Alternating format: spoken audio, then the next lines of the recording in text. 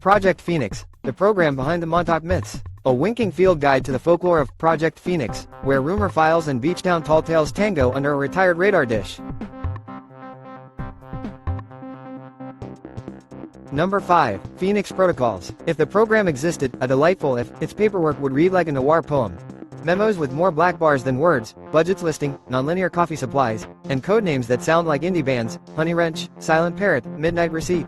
Alleged whistleblowers swear the protocols were designed like Russian nesting dolls. The outermost doll said weather research, inside its signal hygiene, then neural entrainment, and finally, allegedly, reality wrangling, expertly cushioned in jargon so dense you could pave the parking lot with it.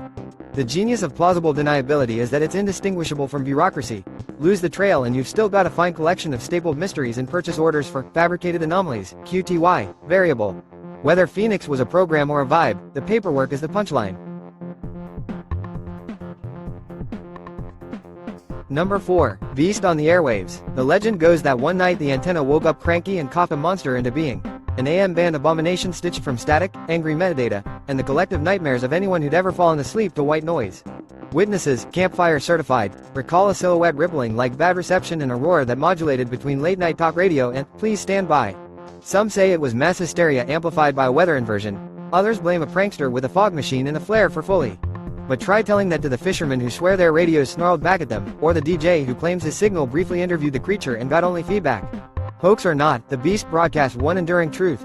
Panic travels at the speed of a good story. Number 3. The Chair at Camp Hero. Every myth needs a throne, and Montauk's is the chair, a recliner-looking contraption rumored to turn daydreams into testable hypotheses and occasionally into hallway apparitions.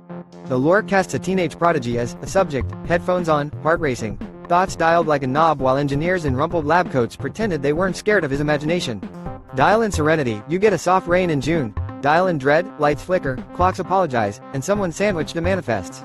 Skeptics point out that any chair left in a decommissioned bunker becomes spooky by default, but believers say the upholstery remembered every emotion it ever amplified, and that memory leaks, just like the roof. Number 2. Radar to Redux. Before it divined destinies, the big dish watched the skies for bombers and boredom, a Cold War sentinel that learned the long art of listening. When the station shut down, scavengers took the bolts and the myths took the rest, refurbishing the radar's reputation as a narrative engine. If it could track planes, why not possibilities? Enter Redux, a rumored modernization drive that swapped vacuum tubes for buzzwords. From phased arrays to phased realities, from frequency hopping to timeline skipping, all running on grant proposals so polished you could see your reflection, and maybe your alternate self, staring back. The best cover story is infrastructure. Call it maintenance, and no one asks why the horizon keeps rearranging itself.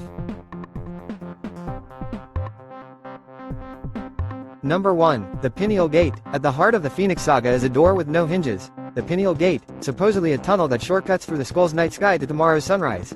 Adepts meditated, machines hummed, and someone hit record as dreamscapes allegedly synchronized like dueling metronomes, opening corridors where deja vu walked arm in arm with not yet.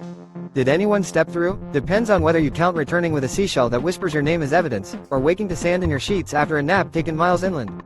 The gate's real trick might be this. Once you've heard the story, part of you is already peeking through, wondering who's waving from the other side.